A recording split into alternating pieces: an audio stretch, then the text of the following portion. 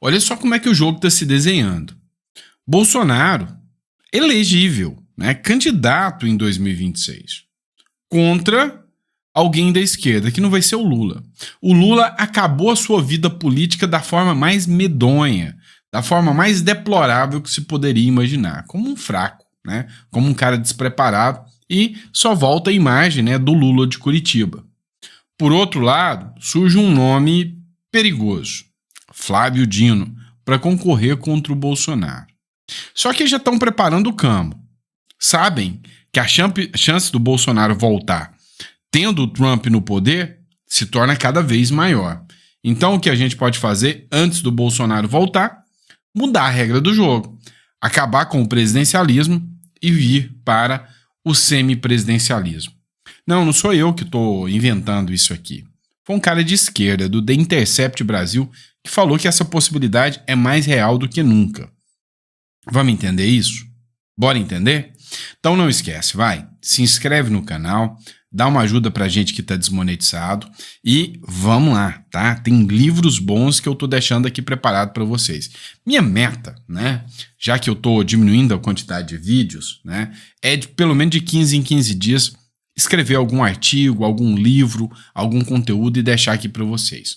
O último que eu estou indicando para vocês agora é Os Segredos dos Ricos nos Investimentos. É para você aprender o básico, né, sobre investimento, mas o básico bem, assim, aprimorado, para você entender o que é um CDB, para você entender renda fixa, variável, imóveis, proteção do patrimônio, blindar o patrimônio. Você vai entender tudo isso aqui nesse editorial que eu preparei especialmente, né, nesse livro e-book, que você vai fazer o download e vai pagar o valor que você achar justo. Desculpe a propaganda, mas canal desmonetizado é assim que tem que ser, tá bom? Tem que fazer a propaganda. Vamos lá, bora começar de matéria. Olha só essa matéria do Correio Brasiliense. Top, tá? Oposição se movimenta por Bolsonaro em 2026. Mas, afinal, há a possibilidade do Bolsonaro concorrer em 2026? Existe o PL Bolsonaro.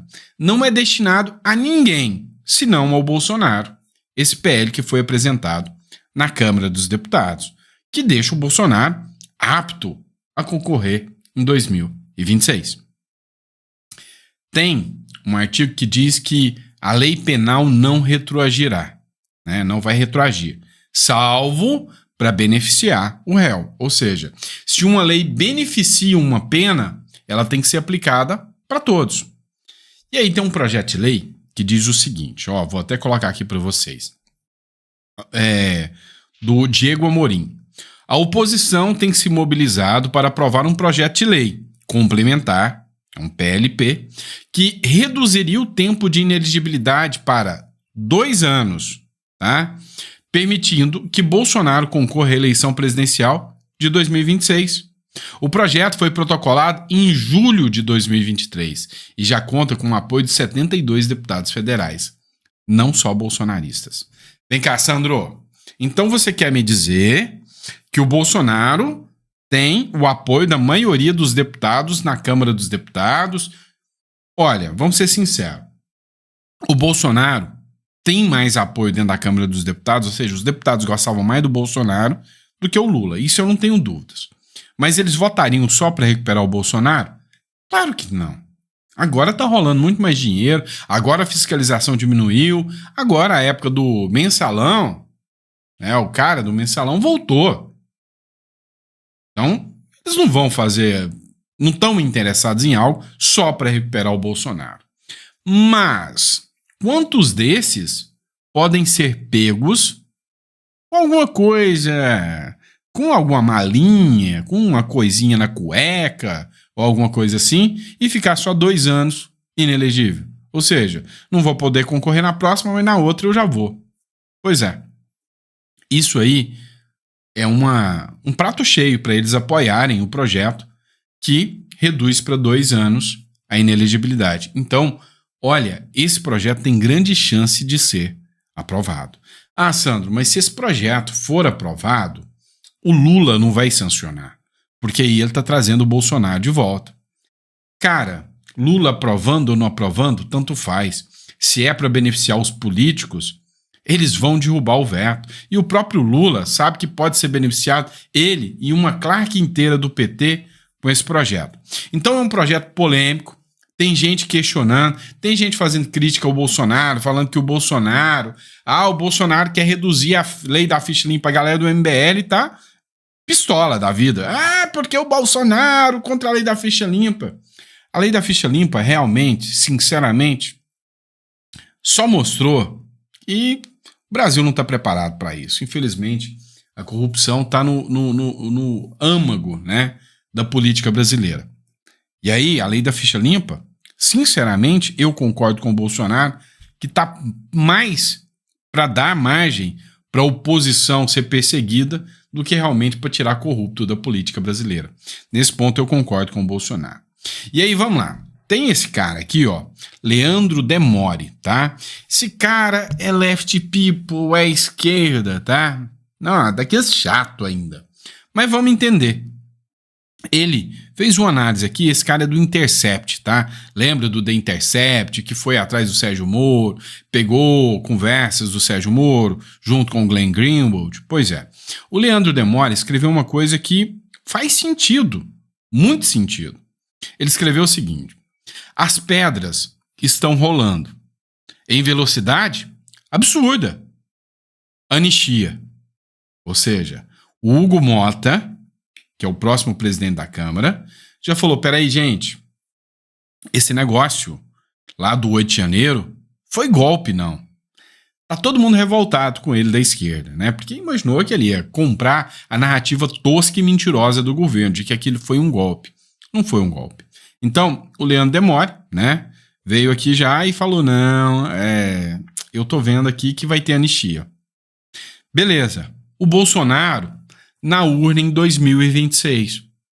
A gente já tá vendo que vai ter o Bolsonaro, né? A esquerda já tá ficando maluca. E olha que há pouco tempo atrás, olha como que a política é maluca. Eu falei, cara, só se aconteceu uma coisa muito louca mesmo, né? Tem que ser uma reviravolta, assim, um furacão para mudar a regra de inelegibilidade. Eu batia o pé falando, se não mudar, Bolsonaro não volta a ficar inelegível. E aí o que acontece? Um Donald Trump chega com essa loucura toda, né? Essa doideira toda, né? Então, Bolsonaro é elegível e na urna em 2026. É mais plausível do que nunca. Flávio Dino na urna em 2026 e o Lula fora da eleição. O Lula acabou. O Lula não ganha nem para síndico de prédio, a não ser que também alguma coisa muito maluca aconteça. Só que agora não tem o SAID,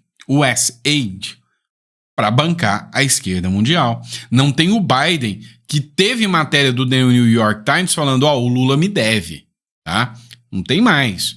Ou seja, parece que a esquerda já está sentindo que, né, o alicerce rachou, né, e o Lula vai estar fora.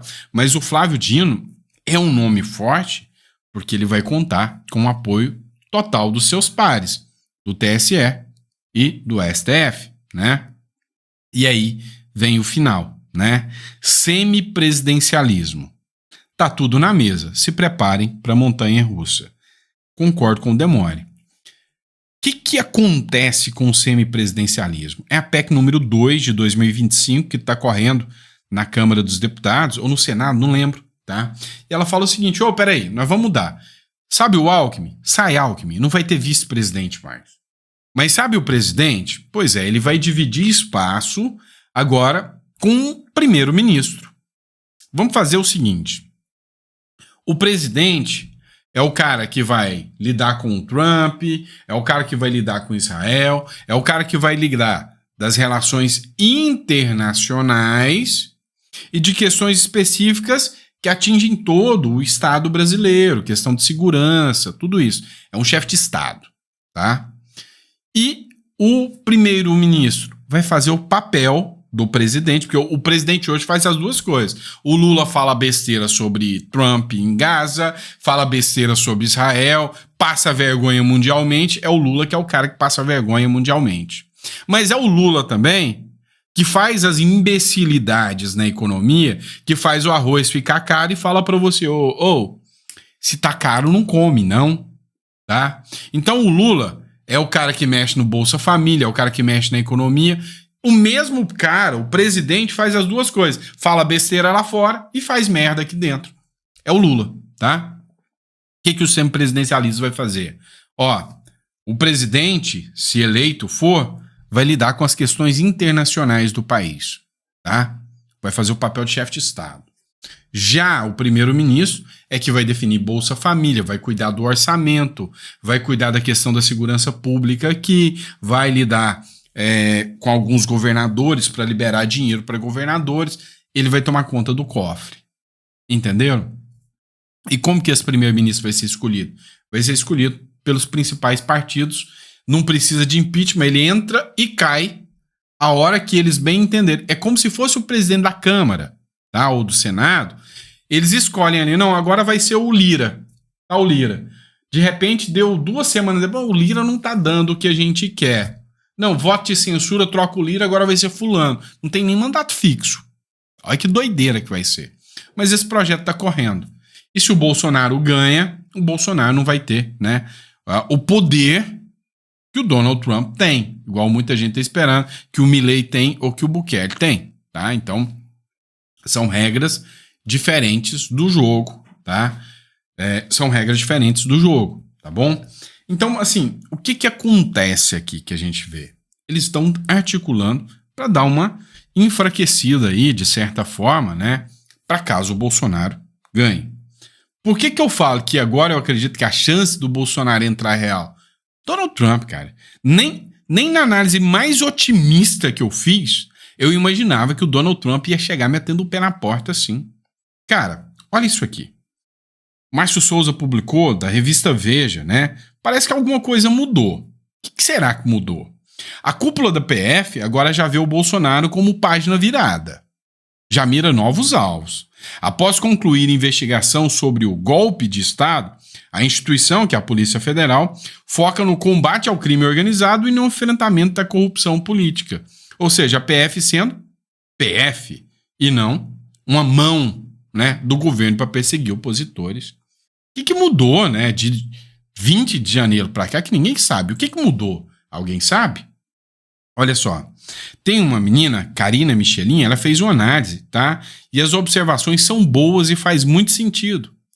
No mesmo dia em que o Alexandre de Moraes libera as redes sociais do Monark, lembra do Monark? Aquele menino que teve que sair do Brasil, foi para os Estados Unidos, bloqueou todas as contas dele, impediu dele ter canal do YouTube. Pois é, agora, depois de 2 anos do cara estar sendo perseguido, liberou de novo o Monark. E o Léo Índio também, que é sobrinho do Bolsonaro, se eu não me engano, também. A Polícia Federal recua contra o Bolsonaro. E o presidente da Câmara? O Hugo Mota, né? Nós nem esperávamos isso. Afirmou que o 8 de janeiro não foi golpe, não. Isso é coincidência? Ou é o efeito Trump que já está se sentindo no Brasil? Para mim é o efeito Trump. Mas olha só, com Trump de volta à presidência dos Estados Unidos, a narrativa que vinha sendo promovida por setores do establishment político globalista, tanto no Brasil quanto nos Estados Unidos, começa a ruir.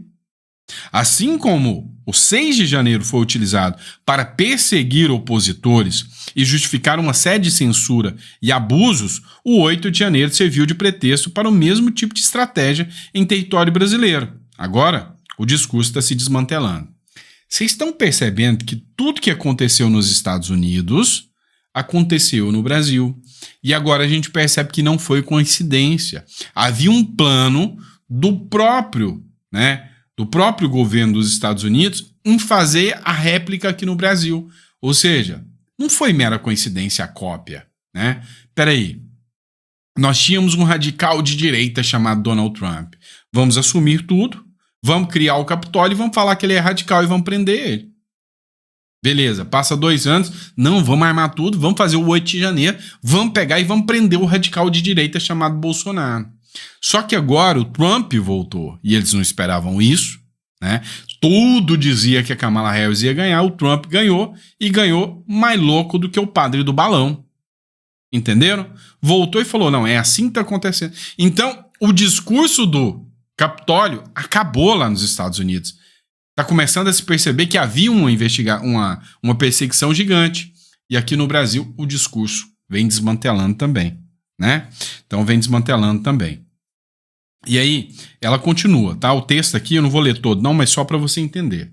A liberação das redes do monarca e do Léo Índio por Moraes, que até poucos dias liderava ações duras de autoritarismo, abuso de poder e censura, sinaliza esse recuo.